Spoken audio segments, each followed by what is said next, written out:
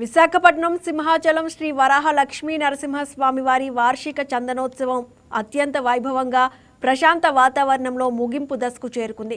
భక్తులకు ఎటువంటి ఇబ్బందులు కలగకుండా ఆలయ అధికారులకు భక్తులకు స్వామివారి నిజరూప దర్శనం కల్పించారు. ఈ ఏడాది సుమారు 1.5 లక్షల మందికి పైగా భక్తులు స్వామివారిని దర్శించుకున్నట్లు ప్రాథమిక అంచనా వేశామన్నారు. ఎండ తీవ్రతను దృష్టిలో ఉంచుకుని క్యూ లైన్లలో షెడ్లు, మంచినీరు, మజ్జిగ, బిస్కెట్ల పంపిణీ నిరంతరాయంగా సాగిందన్నారు. ప్రభుత్వం చేపట్టిన ఏర్పాట్లపై భక్తులు పూర్తి సంతృప్తి వ్యక్తం చేశారని తెలిపారు. జిల్లా యంత్రాంగం, పోలీస్ శాఖ, దేవస్థానం సిబ్బంది, వందలాది మంది వాలంటీర్ల సమిష్టి కృషితో ఉత్సవం దిగ్విజయమైందన్నారు. కార్యక్రమం ఈరోజు ఉదయాన్నే స్వామివారికి సుప్రభాత సేవ జరిగిన తర్వాత వారిపై ఉన్నటువంటి చందనాన్ని తొలగింపు కార్యక్రమం జరిగి సుమారుగా 2:45 స్వామివారికి తొలి పూజ అనేది ప్రారంభం చేయడం జరిగింది. దీనికి ఎవరైతే ఫౌండర్ ఫ్యామిలీ ఉన్నారో అశోక్ గజపతిరాజు గారి యొక్క కుటుంబం అంతా కూడా వారు హాజరై వారి యొక్క పూజలు చేసుకున్నారు.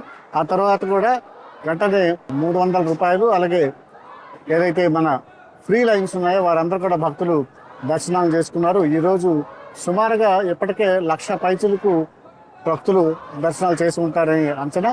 దీనిలో ప్రతి ఒక్కరు కూడా, ప్రతి భక్తులను కూడా వారి యొక్క సంతృప్తిని, స్వామివారిని యొక్క దర్శనం చేసుకోవడం ద్వారా పొందినటువంటి ఆనందాన్ని వారి మాటల్లో చాలామంది ఆనందాన్ని వ్యక్తం చేశారు. కాబట్టి ఈరోజు స్థూలంగా స్వామివారి యొక్క కరుణా కటాక్షపు వీక్షణాల వల్ల జరిగేటటువంటి చందనోత్సవం అనేది విజయవంతంగా సాగుతోంది.